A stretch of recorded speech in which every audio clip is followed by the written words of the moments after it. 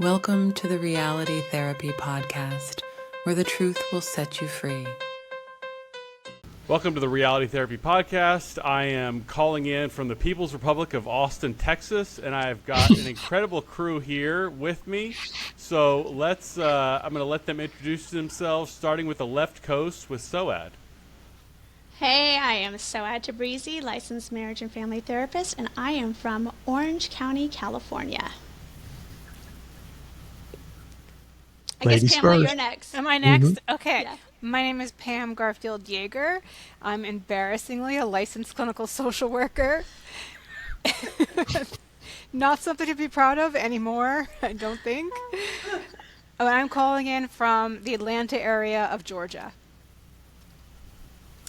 Adam? Oh. Go ahead, Miggy.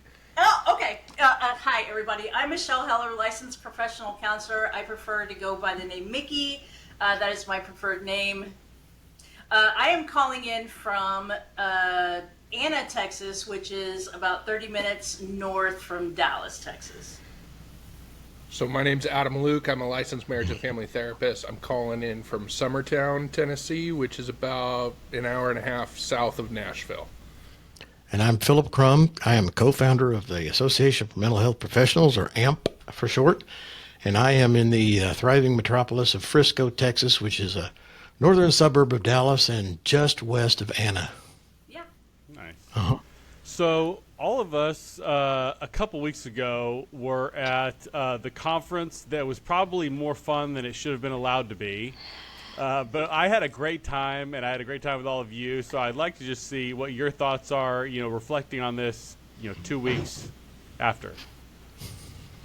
I just love how you say reflecting, since we all have to wear sunglasses based off of that jacket you're wearing. And it's something I said a little bit earlier, is you can tell that Ryan is a grad student, since every outfit he owns seems like it came from a thrift store. But again, thanks for letting me have you on. Thanks for having me on your podcast, bro. I really appreciate it. Can't wait for the call again.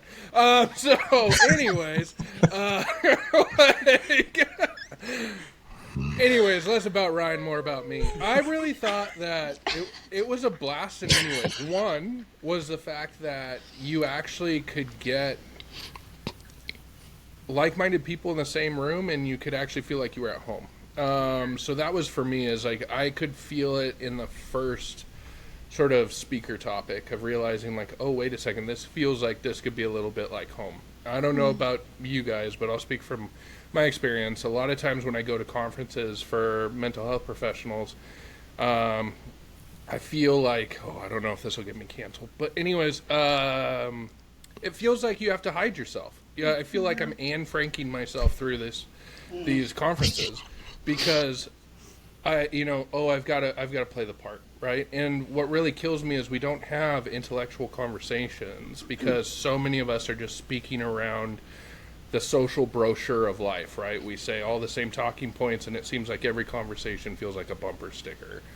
Where AMP, it was actually the first time that I'd had a stranger like tap me on the shoulder and be like, "Oh, what'd you think about that?" Right? As guests or speakers are bringing up information. Mm-hmm. Well, our goal for the conference has always been that you could sit through one of these things and participate and not feel like you need a shower when it's all over. And I think it's fair to just let your audience know as well, Ryan, like, Phillip is the person that created the conference, that put the conference together. He's in the room with us, and all praise to Phillip, because it was truly an amazing conference. But I just want to make sure your audience knows that. Thank you. I'll tell you what I really liked about it is most conferences I go to, either it's exactly the way you described, Adam, where you have to Anne Frank yourself. I've never heard that as a verb, but I'll take it. I love it. Or I'm kind of with more right-wingers or people out of the matrix, and I feel like I'm not really learning anything new, that it's stuff that I could have stood up there and spoken about. However, this conference, there was a lot of new information for me to learn, and it was really enlightening. And I actually want to tell a really quick story. As soon as I came back, I went to the doctor begrudgingly. I went because I wanted a physical therapy referral. That's all I went for, because I have neck pain when I travel. And oh my God, did they push every vaccine, every pill, all these medications that I actually have on my chart that I have intolerances to that I've actually tried in the past. The nurse that saw me, she was giving me such a hard time for turning down pain meds that don't even do anything and cover up the problem. And it was really glaring because I went there right after this conference that gave that exact message, how the medical system does not solve problems. All they want to do is cover it up. And I never got my physical therapy referral, which I have to follow up on. I think for me, it was just phenomenal in every way. We've seen each other's names all over Facebook, all over Instagram. We watch Soad's amazing Instagram stories, and Adam and Pam's, all of y'all, and we see each other's faces all over social media. We're typing to each other and things like that. And it was almost like, it was in Phillip, in one of y'all's podcasts that y'all just recently posted. It was like Christmas morning. It was like when we finally got to touch each other and go, oh my gosh, are you real? Like squeeze each other and hug each other and actually have face-to-face conversations with each other. It was literally like waking up Christmas morning as a child and being gifted the opportunity to meet you all in person. And kind of going to the part where we were learning all the amazing stuff that we were learning. I'll be honest, the first day, I think it was Dr. Glidden that was speaking. And I know Soad was sitting like right next to me, and I had to get up and walk out because I was getting really overwhelmed, and not in a bad way, by the way. So let me preface all that by saying not in a bad way. I was getting overwhelmed and emotional because they are absolutely right in that we are constantly being lied to, brainwashed, right, by the doctors, by society, but everybody. You've got to do this. You've got to take your meds. You've got to take your SSRIs. You've got to take your vaccines. You've got to get your shots. You've got to do this and that and the other. And, having gone through and currently am going through some medical concerns, I was like, okay, I've got to get this medicine, and I've got to take this, and they want to do this MRI, and they want to do this CAT scan, and they want to do this and that and the other. And I was just kind of overwhelmed because I'm being told that I have to do all this stuff to live. But then I come to the conference and I learn from these amazing, amazing people that you really don't.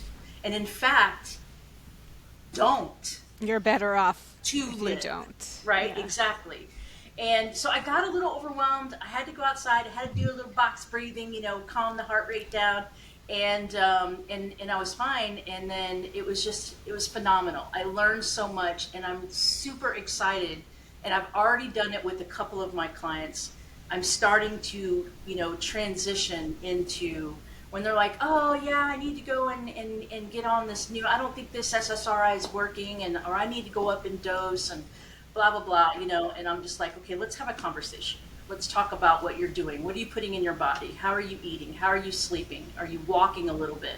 All the things.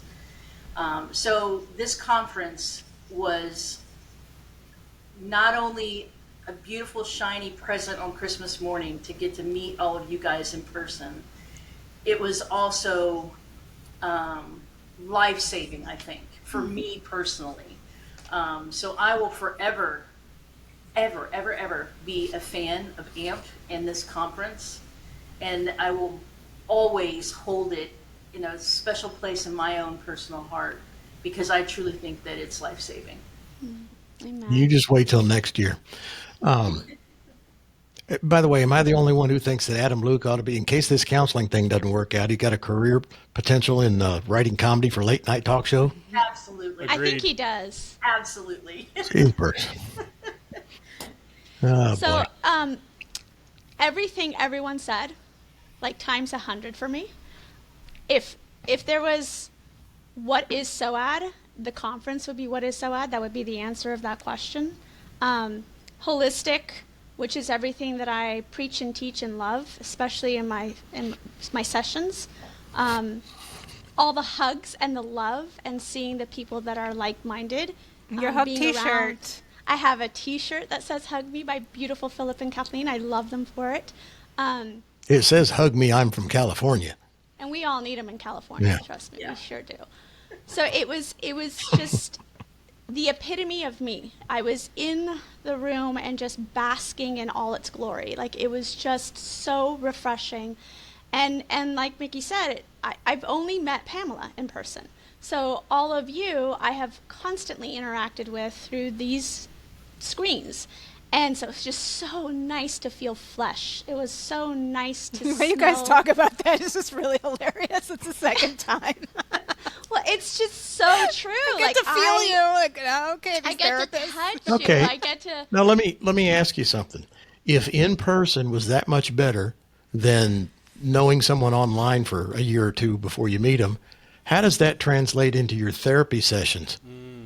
Correct. You're 100% right. Well, now the thing is, though, Don't technically, kill my whole business. And I knew it was coming. I'm I knew it was 100% coming. virtual. so am I. So am I. And Don't get and me started and on that.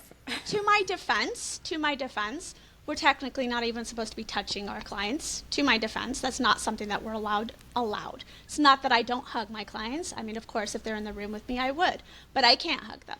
That's to my defense. Now, in your defense, yeah, there's nothing that can take its place. 100% there's nothing that can take its place. But because of just circumstance, that's the bulk of my business, 100% telehealth. But yeah, if I can actually sit in front of someone who's physically in Tennessee, I would do it in a heartbeat. I no questions asked, I prefer that.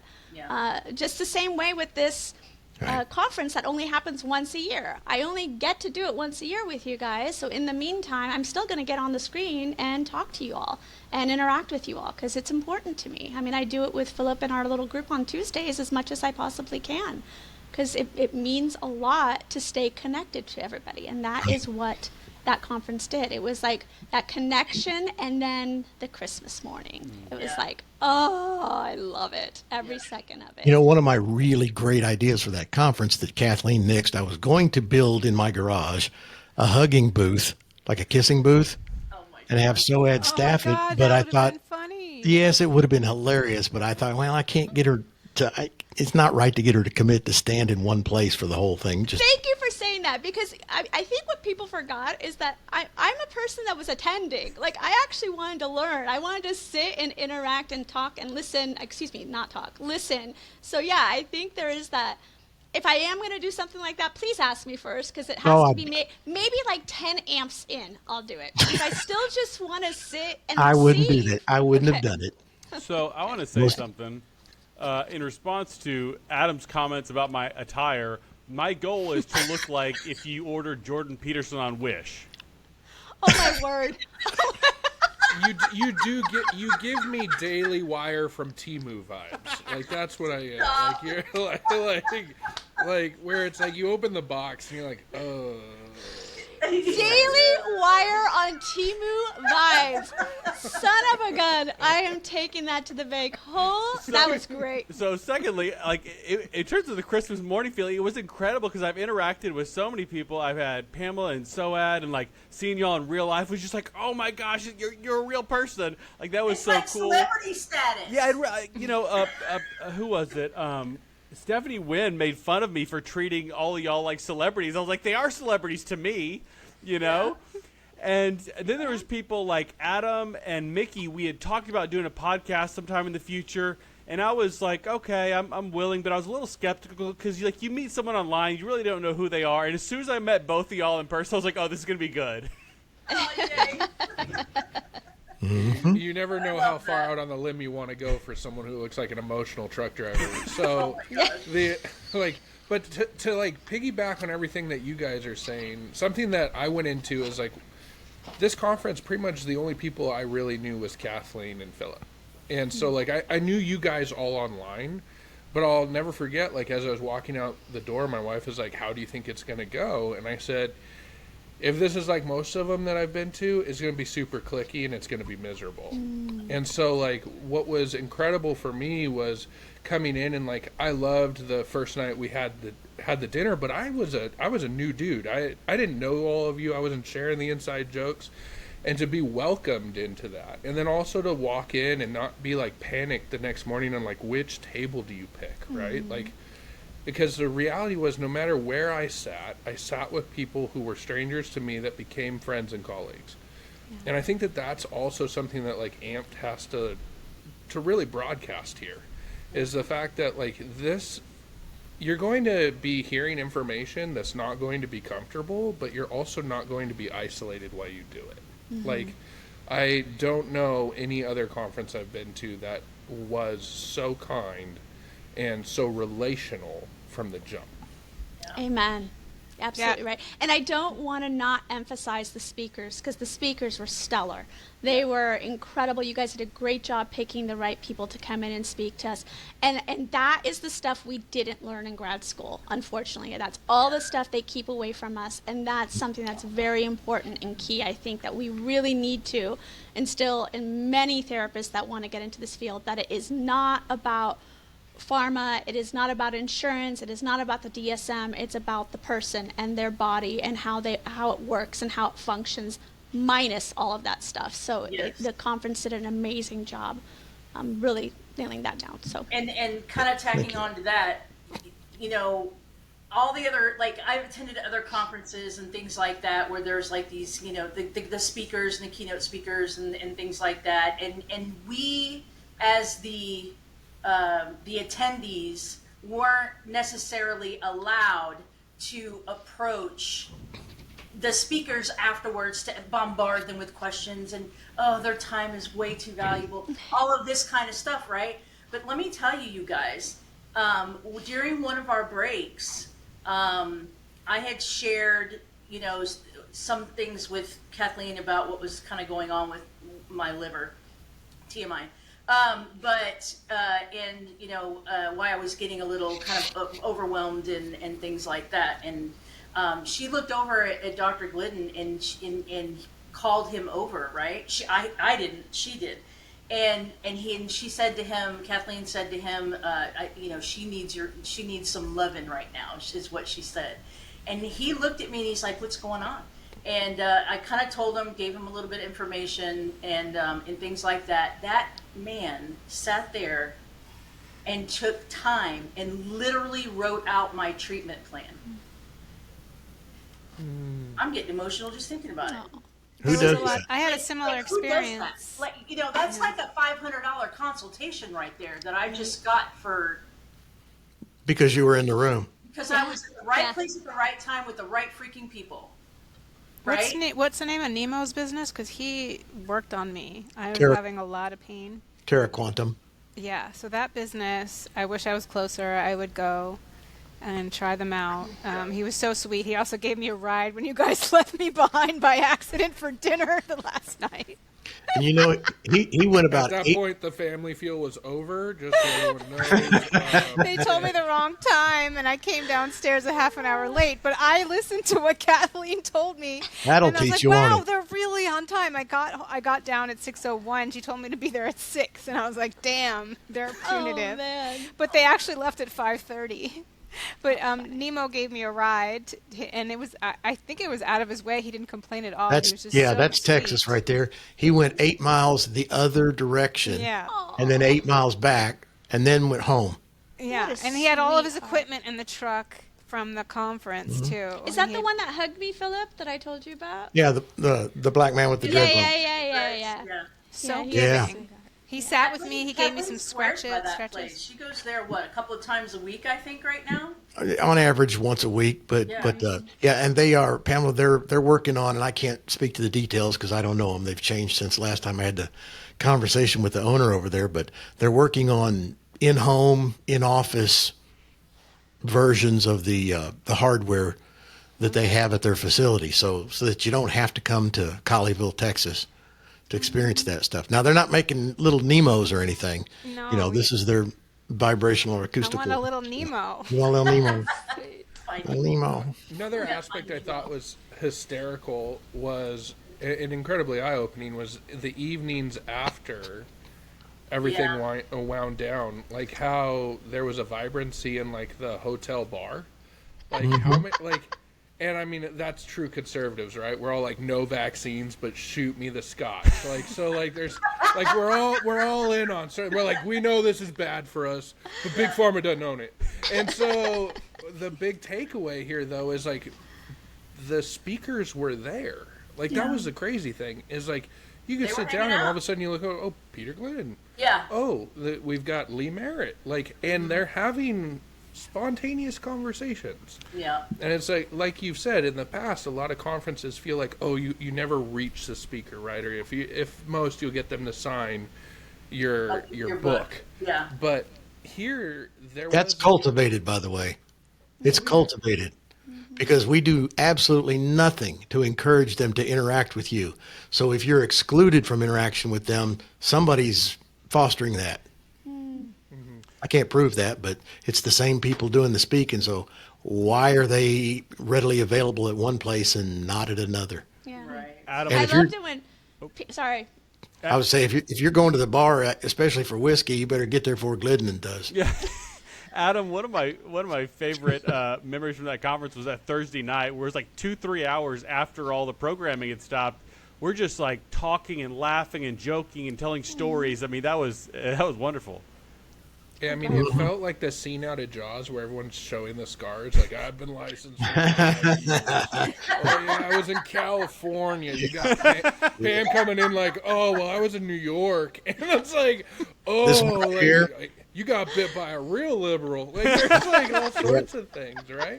And so I was a social worker in New York. Are you kidding me? You're like, oh, my God. That's That's good Mary Jane in the 8th grade right there. Yeah, Remember that one? exactly. Broke my heart. Broke my heart. I did learn that everyone thought I was a tall person. Yes. Just Yeah. so you I know, was one of them. I was one of them. I'm not a tall I was like, person. I thought Pam was taller than that. That was the most hilarious thing I'm when 5'2". Rebecca from the microphone says, "I thought Pamela would be taller." She's so short. Her acceptance speech was how short I am. The great. That's What do you- awesome. You know what they say? At least your name was mentioned, okay, Pam? I'm special because I'm a midget. Well, Pam, everybody knows the camera adds about 6 inches. You just look taller on. I'm taller than you guys right now. Look at that. Yeah, look at that. Yeah. Make us look bad. And I'm shorter. You know, one of the things that was really driven home, and I knew this, but it wasn't a front of mind thought, was after this last event, I get so caught up in people pay decent money for a ticket, and I don't want any downtime. I want to give them as much information as we can that they can take home, but they're half of what they're paying for is information. The other half is the camaraderie, the meeting networking. after the meeting, where you're out by the pool with somebody, or you're in the bar, or you're in the living room. They have a living room area up in the hotel. You're just holed off with some of the people that you've been wanting to meet, or one of the speakers who's helping you, or just having a good time talking. And by the way, we got some really good verbal comments from the speakers about being able to be there when the other speakers were talking, and not sequestered in some green room somewhere. Right. Some green room. Oh, Right. please. Sit at the round table with the rest of us and behave, So we get some really good comments about that. But half of what you're buying is information. The other half is just to be able to meet other people live so and in the true. flesh. And I told you this, Phil. Like, one of the things I realized afterwards is I never saw the sun the first day, because even during our breaks, I wanted to hang out with my friends from the internet. I had the wanted same to experience. I just wanted to check them out and talk to them and get to know them in a different way, or go to the booths and ask them questions about what they're giving us. And so there was no sun for me, and I didn't realize that till the next day. I'm like, oh man, I have to make a very big effort to go outside with Pamela and I. We went and touched grass the second day. We're like, we have to touch some grass for a We little took bit. our shoes off and put our feet on the grass. We did some earthing. We sure did. It was great. I mean, but even then, I'm sitting there going, but all my friends are inside. I mean, it was nice to be outside, trust me. But the moment we went back inside, we're taking pictures with Ryan and Adam and Jonathan. Like, that's how much it meant so much to me to be around my people. Like, it was really true, and you're right. Half of it's about the education. The other half is I just want to soak you guys up. I want to come back to so I know we're talking a lot about this topic, but just to harp on it some more about like the fellowship with people and the contrast of how the first year and a half or two of grad school was like for me, where I felt so incredibly isolated. I didn't know anybody in the mental health world who thought like I did. You know, am I evil for not agreeing with this? Am I stupid for not understanding it? Like, is something wrong with me? Like, it really impacted my mental health to feel like that isolated. And like, there's just, I know we're kind of like laughing at it, joking, but like Mickey said, it really is like a Christmas Day moment where it's like, you know, these are my people. Like, I feel like home here. There was a time when I was like joking during a speaker. I shouldn't have been talking during the speaker, but I was joking with Jonathan during the speaker. And we were like, the adults are going to get on to us, you know? And I think that kind of like giddy atmosphere was such a fun part of it. Mm-hmm. I do have to mention this because this was very important to me personally. One of the reasons why I went to seminary for grad school is because I really wanted to have God present during my teaching in psychology. I knew that psychology was very egocentric, that a lot of big egos go into the field thinking that they're God. And so it was really important to me to be at a school where it's like God was somehow still taught. And this conference did that as well. God was very present. We talked about spirituality.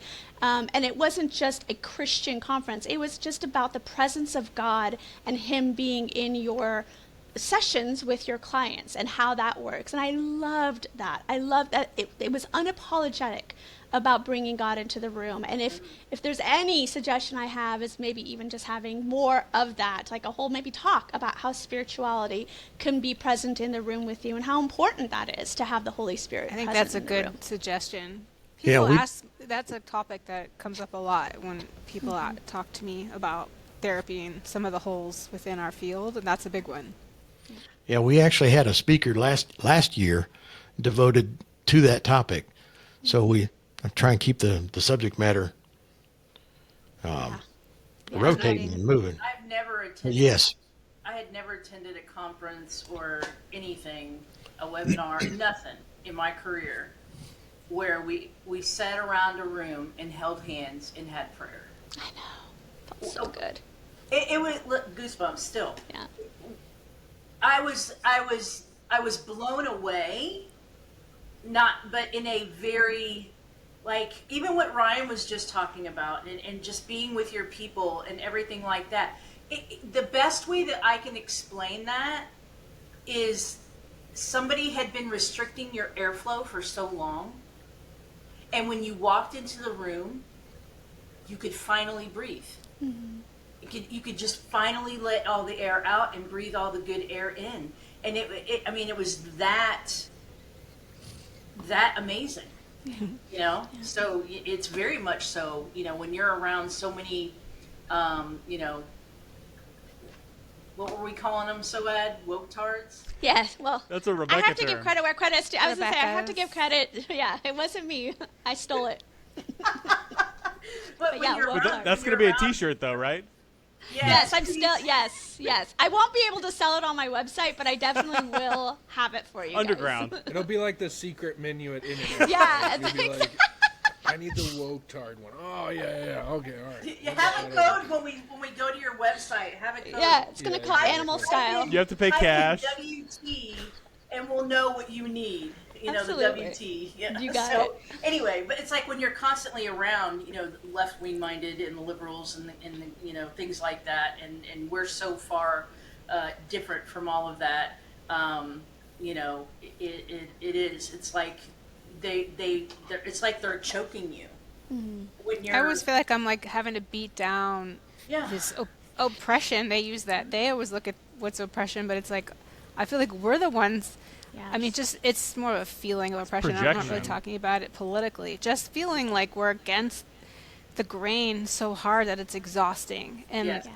trying to figure out when and how to say something because I don't want to just be quiet. I want to be true to myself. I also believe most of the people there in the woke-tard conferences are they have good intentions. So Mm-hmm. Yeah. Speaking of woke tards, Pamela and Ryan, I went to go write a review for your. You're not woke tards. That didn't come out right. I went to go write a review for your books, and I wrote something about woke. And Amazon came back and said, hate sorry, speech. we can't write. Yeah. What? And I was Yeah. like, yeah. So then I rewrote it, and I just put asterisks with the woke word instead of actually writing it out. And it looks like that. Then they accepted it. But yeah, they came back and said, sorry, I can't post this because of hate speech. I've had so many reviews taken down because, I mean, something little like that, or like you say something against the trans thing, and it's like, no, this is hate speech. We're not going to post it. Yeah. It's wild. Yeah. Ridiculous. So just a heads up. I Yeah, took they screenshots just- of it, so I'll send it to you. Yeah. Redefined hate speech, or redefined having an opinion as hate speech. Of course Right. it's hate speech. I Right. hated it. Right.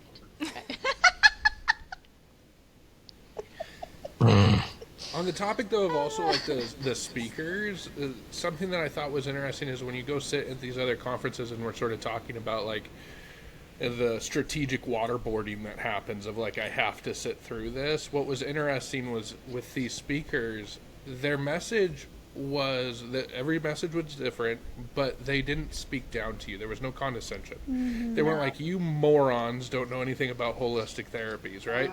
Instead, it was like, hey, there was actually a concern. It was a warning. Every single one of those speakers presented that information in a way that it could be received without it being a character assassination on any community.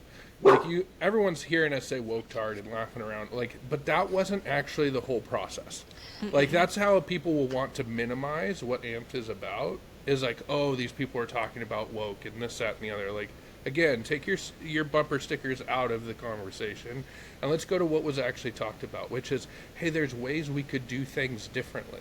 And just the fact that that level of curiosity is seen as hostility is surprising to me. And that's why, again, what AMPT is doing is the bee's knees. Amen. A lot of Couple- good concrete information too. A lot of good references. Got a lot of good resources. It wasn't just platitudes. Right. Right. Right.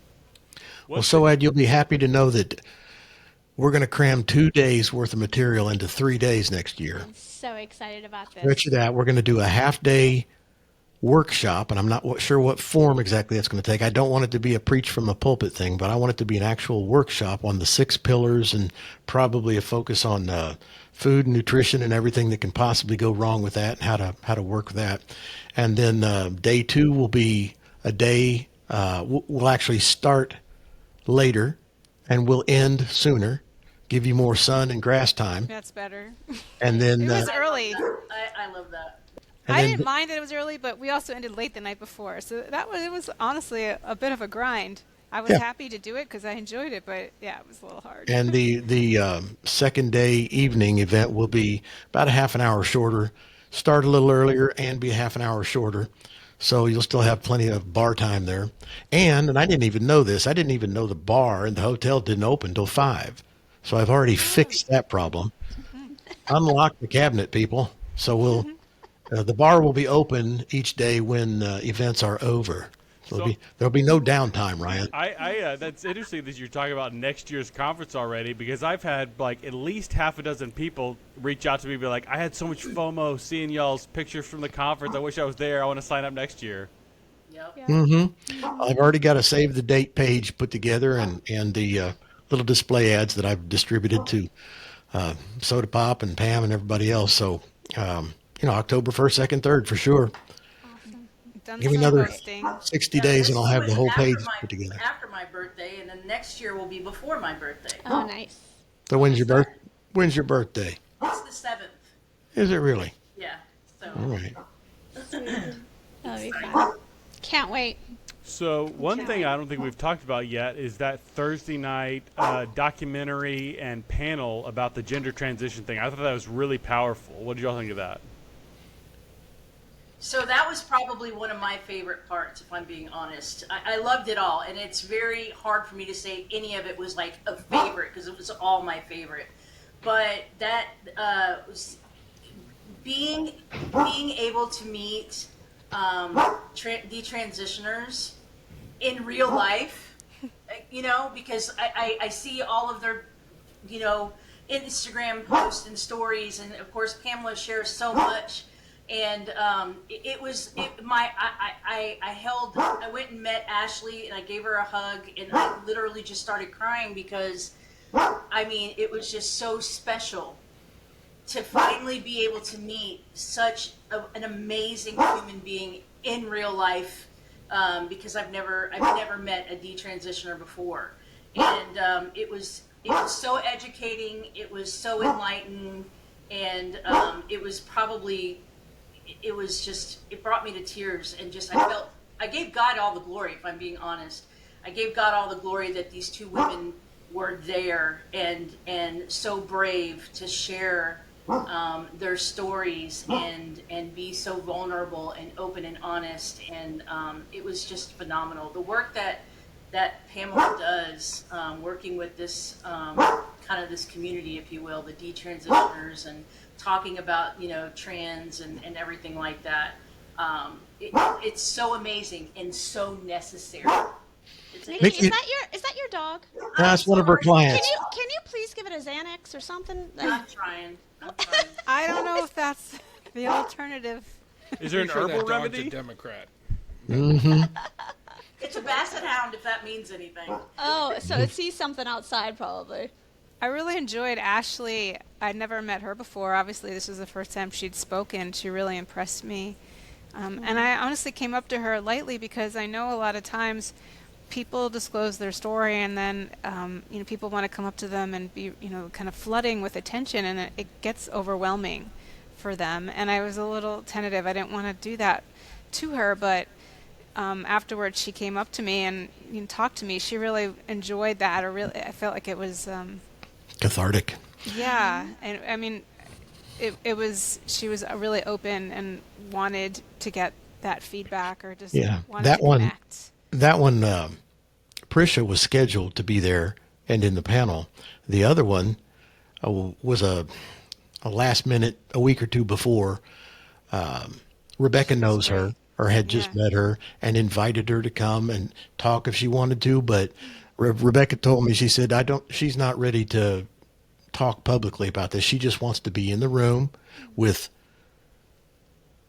godly people and just get comfortable with life and see what the next step is. Okay, fine. That's fine.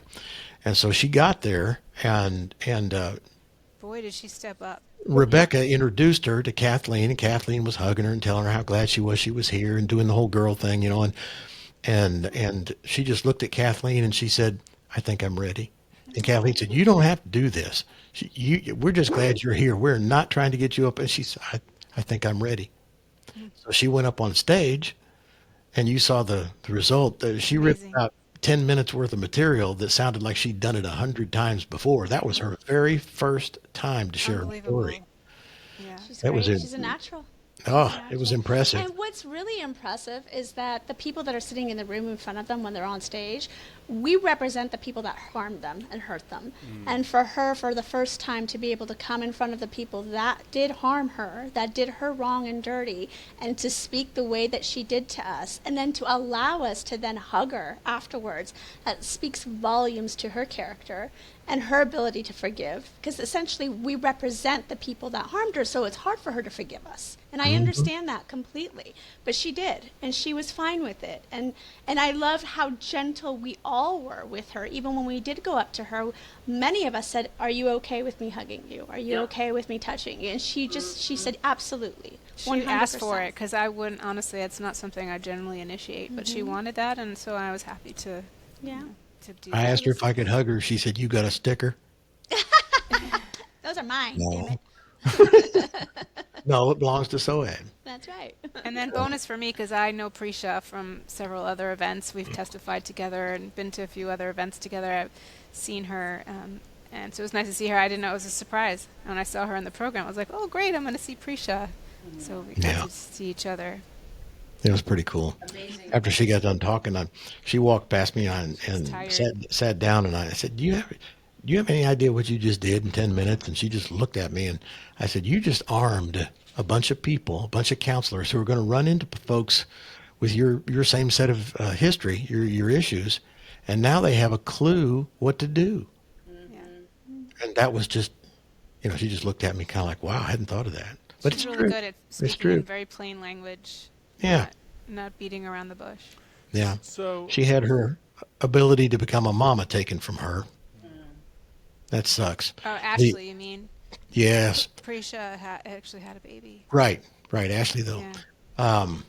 Kathleen and Ashley, after that event, they were down in the bar, sitting together talking, and Kathleen was messing with her hair, and she said, I forgot my scrunchie or clippy or whatever, and Ashley said, well, I've got one. So she pulled one out of her purse and gave it to Kathleen. It was like they were trading presents or something, and Kathleen said, would you sign this for me?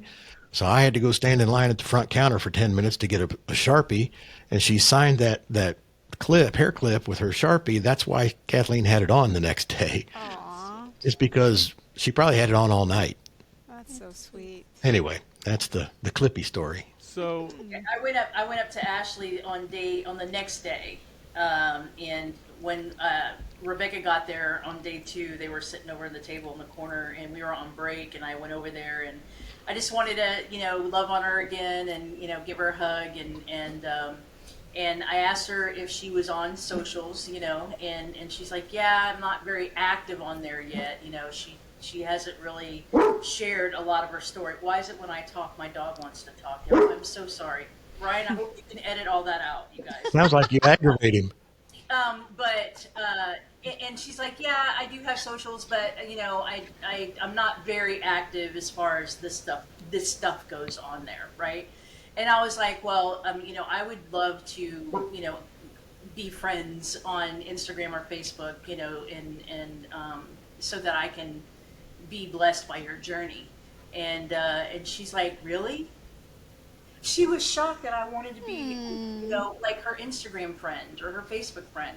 And I was like, yeah, really, I would love that. I would love it. And so we sat there together, Ashley and I, and we added each other on Instagram and Facebook. And so I'll check in on her every now and then and see if she's posted any cool stuff or whatever. She's only posted a couple of times that I've noticed since the conference, but I really hope that she continues to grow and finds a little more of her voice and starts being a little more loud on her socials to share her story, because it needs to be heard. It deserves to be heard. Her and her brother run an HVAC company down in Austin, a big one.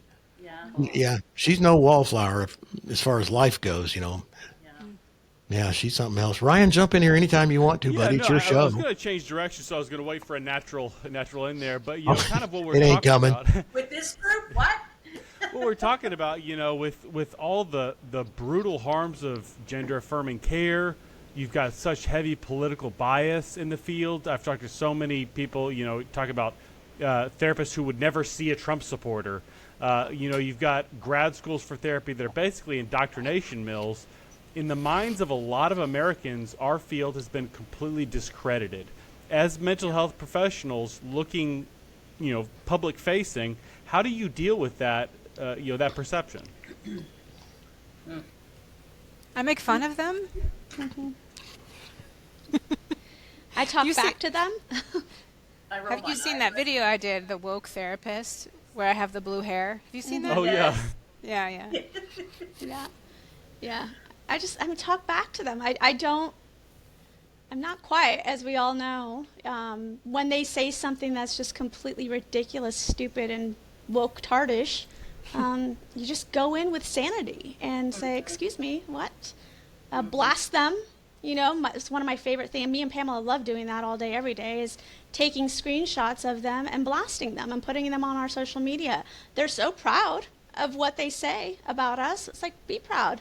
I'll make you famous. That's no problem. And we do. We just put them on our social media and be like, look at this person. Look at what they're saying. And we're just not shy about it, I don't think. My and greatest I do accomplishment. Oh, go ahead. Sorry. No, go ahead. I was saying my greatest accomplishment was that viral tweet of those ladies that talked about the Trump cult. Right. That went right. so viral. I cannot believe that. And that's. I feel really proud of that. You should feel proud of it. You should. Well, I'll be honest, I never really had a voice until I got in SOAD's Facebook group. I just, another godsend for sure. And I think I said this in my introduction post when I first joined the Facebook group was you literally saved my career. I was this close to just saying, I'm done. I cannot do this anymore. I'm not strong enough. Because what are we, 6%? Mm-hmm. Right? Yes. That's a lot. That's a lot of noise out there. That's the very loud and crazy noise that we're trying to fight against. And I was just over it. I was ready to be over it because I literally thought in the entire United States, I was the only conservative, Right. counselor out there, therapist in the entire universe. Even my own friends that were conservatives, we didn't know that we were conservatives. I was the one, if I can toot my own horn, I was the one that finally got my conservative friends that I've known, friends that I've had that are also therapists. I'm the one that got them opening it. They're like, hey, I didn't know we had the same views. Mm-hmm. I was like, what? Yes, and that's just from you opening your mouth. Yes, that's all exactly. it is. And Mickey, I love you so much for that because that is the whole purpose of the group. That is my whole mission is to make sure you guys understand you have a voice, you're allowed to use it, and you have an army. Even though we're only 6% in the field, you have an army that will come and support you. Yep. As we all have seen in that group, whenever one is attacked, we come back to the group and go, hey, someone needs help. And then we all go over there, marching over there and just go at it and just attack them. And you know what, that may sound petty, that may sound leftist, but that's where we're at. And there's no more pussyfooting around this stuff anymore. They want war, they're going to be met with war. That's exactly what's going to happen. I am not going to be that Christian that just lays down flat for you to walk all over. I am not a wallflower. That's not how it works around here. That's right. You guys want to come to battle, it's going to be a battle. There's no way in hell I'm just going to be quiet. And I'm not going to equip you guys with being quiet as well. You guys are going to be equipped with the words and the tools necessary to fight back and push back. Yeah. Sorry, I'm getting a little heated. Well, I love that. It's the mission accomplished. to just piggyback on what Soad's talking about. It's time to flip some tables. Mm-hmm. So it's something that's really hit me over the last few years is realizing silence can no longer be a strategy. We have used silence for a long, long time, and what has happened is people have used that silence to fill in the blanks with their own narratives. And so, if you're sitting here and you're listening to us and you're like, man, I don't know if I want to identify as a conservative therapist, or what does this process look like? I can understand the fear, absolutely, but fear is also a terrible fortune teller. So, when I started my practice back in 2020, and I said, I'm going to go after the conservative niche, people said, you'll never make money. You won't be able to do it. And they're no, you've got you're a wife needed. and you want to have kids and you want to buy a house. It's never going to happen. I did all of it. And it's not because I'm special. It's because the lie out there that if you stand up for what's right, somehow you're not going to get business is a lie. You're exactly what people need. You're exactly what people are looking for. I have been more public, and my goal is really to just be that face so that you guys can do that work and people can find you guys, and for you guys to not be afraid. I honestly, I've had this disability, and so I had to drop out from full-time work. I couldn't carry a caseload anymore. I do get migraines pretty regularly. I can't do the same kind of work that I used to do. So that's what makes it so much easier for me. That's what makes me so brave. But that's what I see a lot of what my purpose is to embolden you and embolden whoever else might be out there listening to know that you're not alone, and if you stand up for what's right, good things will come to you, and people are looking for you. You're very much needed. Amen. If Kathleen were here to answer that question, she would say, on top of what you all have already said, praying is a wonderful start, but we're not called to pray and then just sit there and wait. Pray and get up off your butt and pick up whatever weapons you're going to utilize and go out and do something about it. Then and fight back. In addition to that, you've got that is pushing back against the 80% of the counselors out there who bought into all this nonsense. That's a wonderful thing. We got to have it. And, not but, and we've also got to tell the public, make it easy for the public to find you. So that by and large for most of us means make sure your website expresses exactly who you are and that you don't have to guess and read between the lines. Tell them what you think and what you believe on your website. It is legal for you to do so. Absolutely. Now that Mickey's hair is fluffed, we can start back again. Yeah. Oh, I Yeah. fluff. No, I'm just kidding. But Philip, I agree with you that one of the things that I always tell everybody in my group is go plagiarize my website. Go to my website and pull out whatever you want from there. Really? I don't care. Yeah, absolutely. And use those words. I Use did a it verbatim. Substack a while ago. It wasn't even political. It just had more like, I guess, classical liberal type values about like ways to kind of signal that you're conservative, that you believe in medical freedom, that at the time it was more about COVID. Masks are optional. You don't believe in judging someone by the color of their skin. Just a lot of these very basic, I'd say, all American values that have gotten swallowed up by the left. Right. I put that on my Substack. Maybe And it's, I mean, with mine, it's like, it just says right out there, I'm a conservative. I mean, I am just bold and that's what it is. And I don't hide my faith. I don't pretend I'm something I'm not. This is who I am. And then I even talk about being reality based. It's very clear as to who I am on there. And so I keep telling people, just copy and paste it. If you can't come up with the wording, copy and paste it and put it on anything. I don't care. Plagiarize the hell out of it. Well, thank you for that permission. I've never Absolutely. plagiarized anything in my life, You but have my I may do permission. that. Here's what I did when I was building my website. I think actually after when all this blew up at the election and everything else, is I put on there that there's, I will not discriminate against. Like, a lot of these, woke-tard, leftist, therapists want to, I'm not going to see conservative clients. And, if my client is conservative, I'm going to refer them out. We see them say that all the time, right? But I wouldn't do that. I have two very liberal clients right now. And one of them of which called me privileged. Anyway, that's a whole nother story. we're all privileged. We have American privilege. Yeah, well, I was called privileged because of my wedding ring. Oh. Yeah. Interesting. I haven't heard that one. I could share the story, but maybe not for the podcast. Anyway, so I just put on my website, that, I don't care what your religion is. I don't care what your political stance is and things like that. I'm not going to discriminate against that. That's not what we're here for. So I have things like that along those lines in there, but nothing that really defines I am a conservative Christian therapist. And I think I'm ready.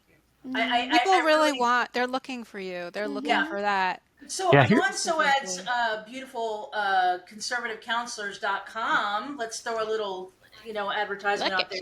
Thanks. So I'm on that. So definitely on that. But I think for my actual business page, and my website and my Instagram, my business Instagram, my business Facebook, and my website, I think I'm ready to just, I'm ready. Nice. Let me give you a Who thought. I am, and I'm proud of it. Let me give you something to think We about. lost Adam. Is he okay? Philip, your Yeah, microphone's off. I think he had a session. One thing that I wanted to say No, it's is, off now. oh, did you Sorry, have something to say, Philip? No, Philip's microphone, he was talking, but it wasn't working. So I just He's on wanted- mute. It shows is off right now. Yeah, unmute yourself again. Okay. That's weird. We still can't Okay. hear you. Anyway, Uh, I am know what's here. going on. Hold still. yeah, I'm not sure what it is. Huh. What were you going to say, Ryan? Oh yeah, you can work on your audio, Philip. But no, I was gonna say just about like the importance of seeing ourselves as a landing spot for people who are politically confused or turned off by the left.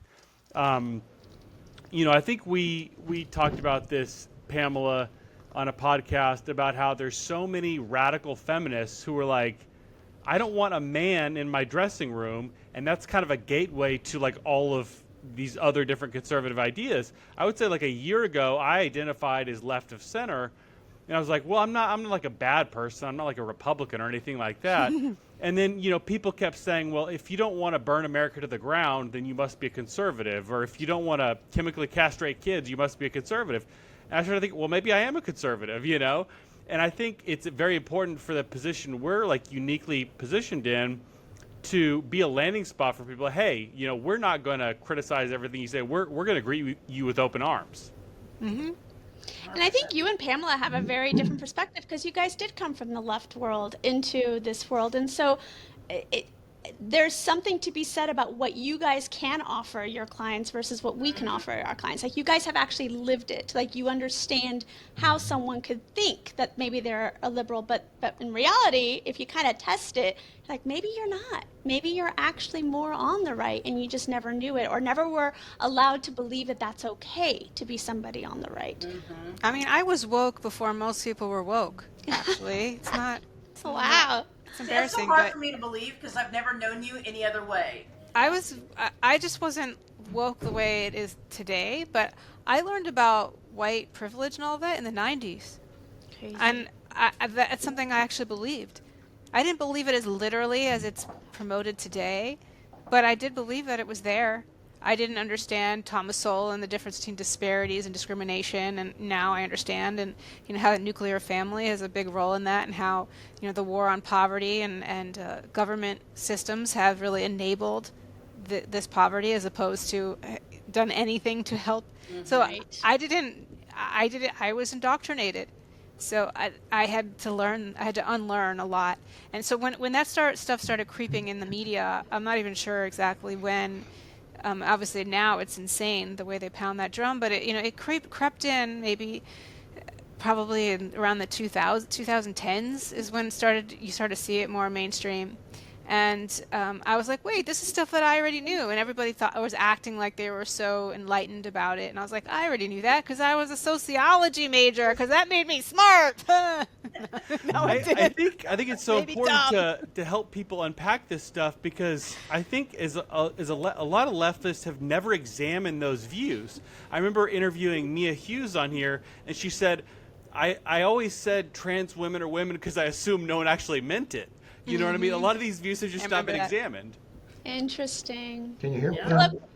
Oh, there you are. Now I'm hearing a weird echo again. again. It's the echo from Philip's microphone, it seems like. Sorry, Philip.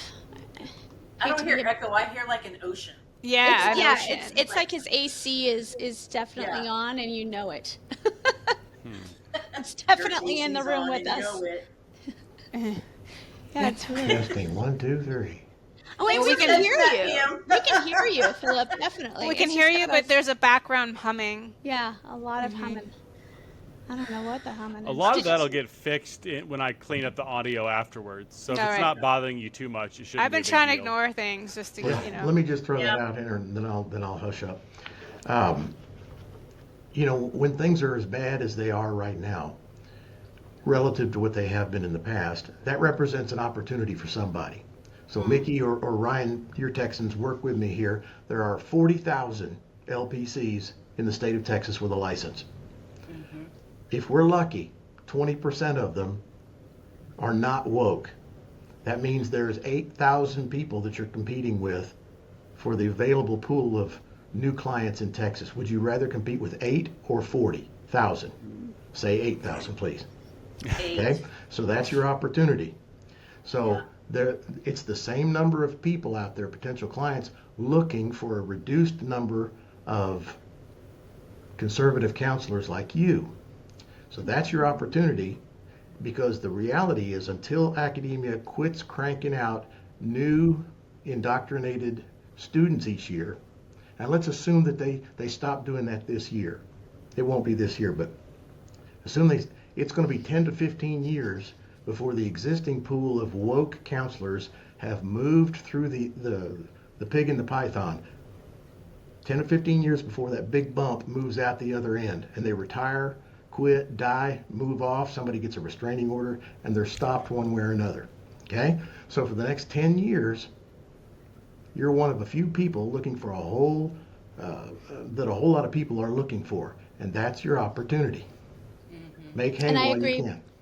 And that's It's- also why I'm building materials, and I think we should all do that, is build materials and write books like Ryan has written for other therapists. And Pamela.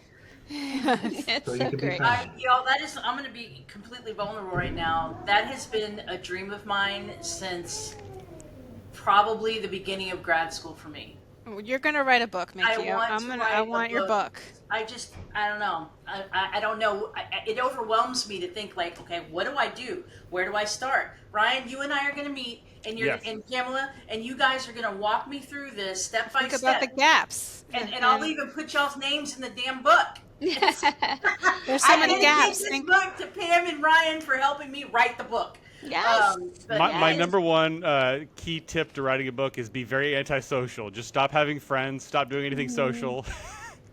It takes Have up you a lot met of me? your time for sure. Have you met me? I'm like the loudest person in the room, and I am the definition of extrovert. You look it up in the dictionary, you see this mug. That's not happening for me, is Brian. true. Brian, sorry, that's just I can't do that. I have to piggyback real quick off of Phillip and what you were saying just a second ago. It's one of the biggest problems I have with my directory is not actually getting people to come to my site and find a therapist. It's getting therapists to get on my site. Yeah. And it's because so many people are going to the site and they can't find anyone in their state. And that has been the most disheartening thing that I have to deal with is emailing these people back and saying, I'm so sorry, I don't have anyone listed in your state. I'm trying to get more therapists to be bold enough to get on there. So that you're absolutely right. There's just not enough of us that are willing to say, hey, I'm here, Lord, send me. Like, I'm the one. We just don't have that many people yet. But I'm hoping that we can change that culture, that we can be like, no, we're proud, we're loud, and here we are, and we're here to serve the 80 plus million people that voted right. Because that's how many people there are that believe in us, that think the same way we do, that have the same values as we do. That's 80 million people, and there's only 6% of us ready to serve that population. And that's I think there's not even a lot. more. There's people that don't even vote that still agree. They Right. just didn't even vote. Right. We should figure out a way. Is that 80 million Nazis? Is that what you meant? Yes, 80 million Nazis, fascists, homophobes, transphobes, Islamophobes, anti-Semites, all of it. We're all of it. I'm a bigot. Yeah. 80 million Nazis Bigot. can't be wrong. We need to find a way, Soad, at the next conference to figure out how to sign people up while they sit there. Oh, I'm yeah. already brewing. I'm already figure it brewing. out. Let's do it. Yes. Trust me. I'm coming in armed next time Well, for y'all sure. use me however you can. You're gonna get a new sign up in December when somebody gets licensed. Yay. I can't wait. And you have to take a picture with some get up because I need that to be like so focal A promotion. Yes, absolutely. That would be absolutely. lovely. Yeah, those shiny jackets. Yeah. Also, I wanted to give a message to people who are thinking about joining our website but are still scared. And you guys can attest to this, is that nothing happens to you. No. If you have a private practice, no one can take your license away. You're fine. So you can take it. Amen. I'd say the consequence of being conservative is harder when you're in a system like a hospital and you have to be around colleagues that are going to maybe report on you and you have to deal with that hostile environment. That's where it's difficult. If you have a private practice, you will benefit from being on this website if these are your values, because then you're going to be able to find the clients that are looking exactly for you, and it will only be a win-win. Amen. Thank you, Pamela. Absolutely. Is there You're a cost, absolutely right. Soad? There is Yes. a cost, and it's small very one. low. I kept it as low as I possibly can. So $12 a month, which is ridiculous, I think, because Psychology Today is $29 a month, or $100 a year, which then brings the cost down to $10 a month. So it's your choice. You can do it how you want. No contract, unless you do the year, then you have the year contract. But yeah, you can do it month to month and cancel anytime. We need to figure out a way where somebody signs up for AMP, they automatically get a subscription to your site. Like I said, I'm brewing. Okay. Yeah, or maybe at least get like a notification, some eyebrow kind of one? prompt. Yes, don't worry, I'm brewing. There'll be What'd lots you of say? goodies. What'd you say, Percolating. Pam? She's percolating. When they sign up, they can they get a prompt to go on conservative counselor. yeah. So like, I also just don't want to compete because I know, Philip, you have your own directory, correct? Yes, but it's limited to the membership, and Okay. that's okay. not necessarily a good thing. Okay. So I'm Because I open. don't want to. Obviously, I don't want to No. compete No. with you guys. Nope. Okay. So I want to throw out a couple more questions as we're getting towards closing time. What do you see for the future of our profession? It seems like we've reached a bit of a tipping point with like passing peak woke, it seems like, where most people are like, I don't know if that's really the best idea for things. I don't know, when you see that things start to change socially, like in society, what do you see for yourself in the future as a conservative therapist? I'm going to keep pushing. I don't see myself necessarily changing anything unless it's for the better or for the good of being a conservative therapist. I'm going to continue to educate myself. I'm going to continue to empower fellow clinicians to speak out. I'm going to continue to go to the AMP conferences. I'm just going to keep going. And I hate to use the word assimilate. I don't want to assimilate because we're only this 6%. If I were to assimilate, I feel like I would have to assimilate to the left, and that ain't happening. So I'm going to keep going. I'm going to keep moving. I'm going to keep doing exactly what I'm doing, but continue to improve and grow in my conservatorship, in my Christianity, in my private practice as a clinician. I'm going to keep growing and pushing forward, but going to the right. But I will never go to the left, if that makes sense. I've had a couple of conversations with people about this particular topic with other therapists who are basically looking at me and saying I'm the one that's creating more division because I'm promoting the conservative counselors, and that creates more division, and I'm doing more harm. And honest to God, You've never been controversial. I don't understand. I'm the angel. Hello. So I don't understand. No, let me take that back. I would love that there wasn't a need for conservative counselors. I have said that over and over again. I wish there wasn't a need for us to segregate ourselves from the other population.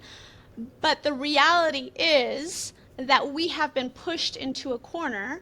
And so because we've been pushed into a corner to basically disappear, I will make sure that will never happen on my watch. We are not going anywhere, and I will be very bold about that till the bitter end. And I don't see an end. I don't see it stopping.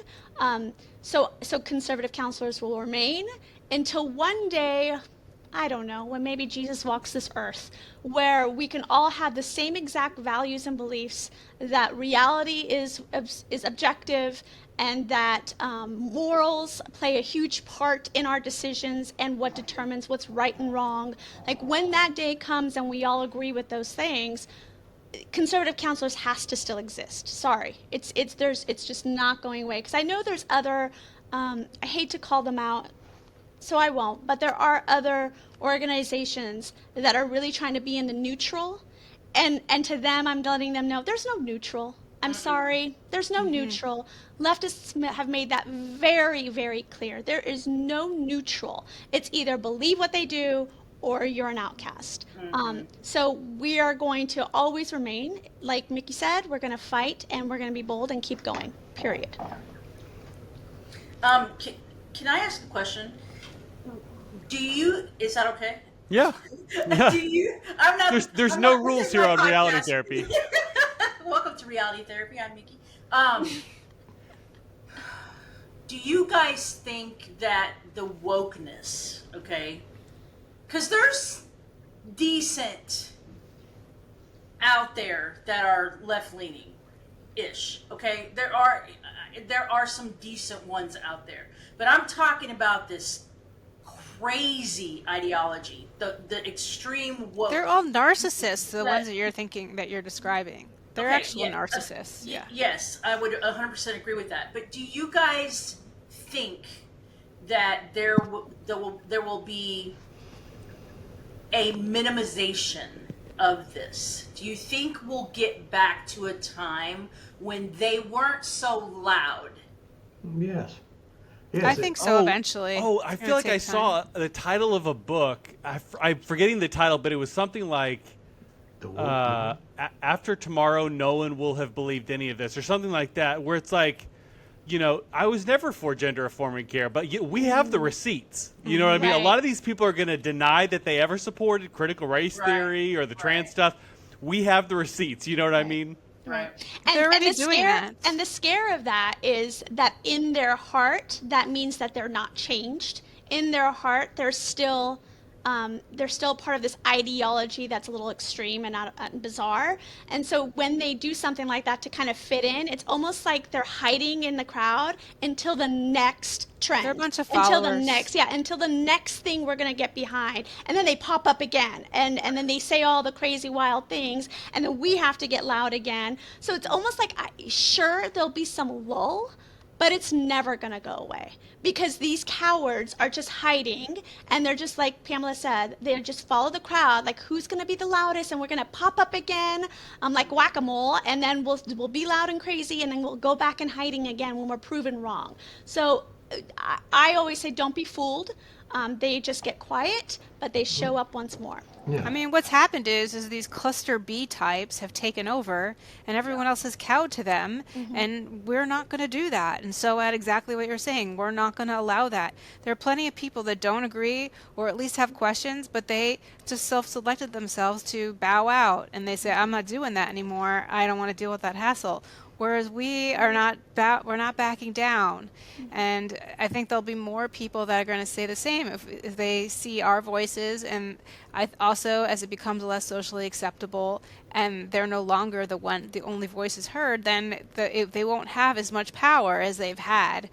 We do see that already, but as we know, we still have a long way to go. I think our field is the worst. I see people talking about teachers being the worst, and there's that one teacher that just went viral this week for gesturing. Charlie Kirk was just god awful. Yeah. I'm just surprised she wasn't a therapist or a social worker. If she wasn't, if they're not I think that's it's either a therapist or it's an educator. one or the other. I feel like that's kind of the pattern that we're seeing. It's either the therapist or it's either the educators or administration in education in some form or fashion.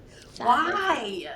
Because our fields have been taken over Yes. by And crazy cluster B lunatics. Yeah, and crazy cluster Bs they have an ego. They have this godlike persona that they're like, I'm going to save people. I'm either going to go The in and rescue save. fantasy. Yeah, totally. I'm going to go and save these children, or I'm going to go and save all these adults, and I'm going to be the hero in their story. It's like, no, sit down. Yeah, You're not going to be anyone's hero. It's fun. You're absolutely right. So I remember one of my mentors in graduate school.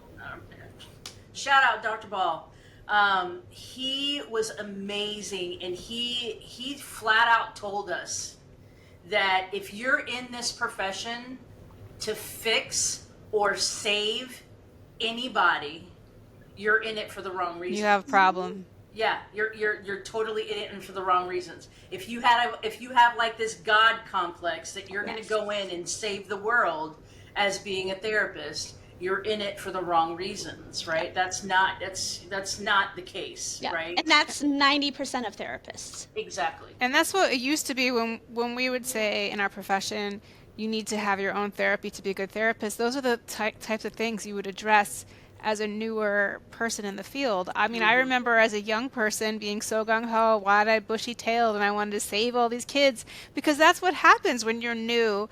And my elders sort of set me straight, and also reality set me straight. But now that no one's getting set straight, so they're staying in that mentality, that very young, naive, idealistic mentality, and also trying to rework their own issues. It's a lot of people who have their own insecurities, or they were bullied when they were younger, or they don't trust that they had problems with their own parents. So that means all parents are bad, and that's why we need to override parental rights. So these are all the ideas that are getting in the way of doing good work, because they're projecting their own stuff onto their clients or just onto their whole populations.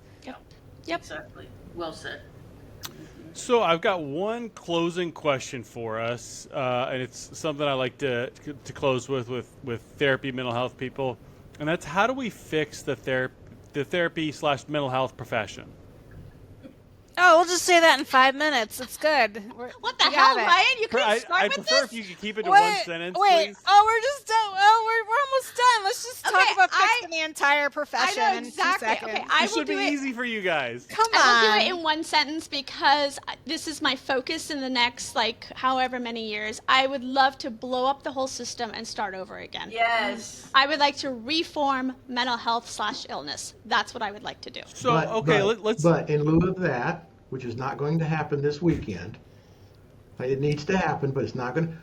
What's next? And I think all of you addressed it all earlier when you said in the ways that you fight back. Yep. And in addition to that, my last thought is, of the 80% of licensed counselors that are captured, a remnant of them will be saved. They're reachable, and they'll have a light bulb moment. It's possible, isn't it, Ryan? Yeah. And the rest of them are going to go out of business or go underground and ply their trades. From or- your lips to God's ears. Yeah. Well, that's what's going to happen. When the public realizes what's going to happen, they're not going to spend their dollars with these people. And these folks, crazy as they are, have rent to pay. And if they can't do it, Walmart's hiring. I That's hope what's you're going right, to but I happen. think insurance and the government's going to enable this for a long, long time. Mm-hmm. Agreed. Yeah. Yeah. To answer your question, Ryan, I'm gonna go off of what I think, like Phillip said, what we've all said. We're gonna keep pushing forward. We're gonna keep fighting. We're gonna keep being bold. We're gonna keep being loud, and we're not gonna stop. We're not gonna stop because we've got to save the rest of us. I said just say, and I meant conservative counselors, not save the world. But like we've got to help the other conservative counselors, language, and get them to find their home, know that they're not alone, so that they can start being, helping other conservative counselors, and so we can get us all out there and do what we got to do. And I think that ultimately that's what we've got to do. We've got to keep pushing forward. We've got to keep being, like Soad said, loud. One of the major differences, this is my parting thought, one of the major differences in the conference this year was the first 2 years it was a wonderful group of people. This time what we had was two things that we haven't had before. One group was a very vocal online social media group of influencers, some of whom are here right now. And the other thing is the testosterone level in that room was a lot higher than it has been in the past. And That was my favorite part. that is not a bad thing. That is not a bad Loved thing. it. And Real masculinity. we'll leave Yes, it at that. toxic So masculinity. my Yes. hope for next year is that we can double the size of the conference. That'll be my maximum on something like that. I don't want to get past 150 before we have to bust it up and do a couple of them a year. Oh my God. different places, Ryan, we but have to get everyone from X that's in our little cluster to come. There are that's all where those I'm going. boys. Kathleen Yeah. and I Oh, yeah. we can't double it by ourselves. We're counting on our friends to keep doing what you're doing already. Keep talking and sharing and encouraging others to show up. Like the Jonathan Cogburns of the world. Yes. He wasn't coming till you got after him, Ryan, and then Yes. I threw him a little gas on that fire, and he showed up, and I think he liked it. Yes, he did. He definitely liked The it. one I'm working on is Dakota. Oh, yeah. I don't know Dakota. He's Oh, I he's think- our, he's No, our- he's in our group. group. He's in our Yeah, I Facebook think I've group. seen our him group. post, He's yeah. our group. He's kind of like Jonathan's little shadow, if you will. Yes. Oh, gotcha. Okay. Yeah. So for those that he's- are listening, we should probably talk about the group, not say what it is, but for people to kind of figure out how to get vetted Yeah. for it. Oh, yeah, my Facebook group, you mean? Yeah, Yeah. Yeah, you're saying the group. It's like Yeah, this sorry, exclusive yes. group, So, you guys. well, Everybody's real quick, but because I it's a know we're public out of podcast. time.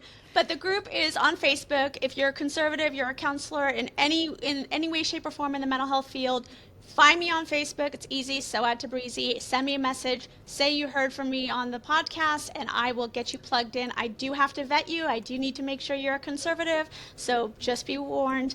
I will be trolling your page. Okay, the vetting process is real. Jonathan Cogburn originally reached out to me. He's like, you got to join this, Facebook. I think I can get you in. I can talk to Soad for you.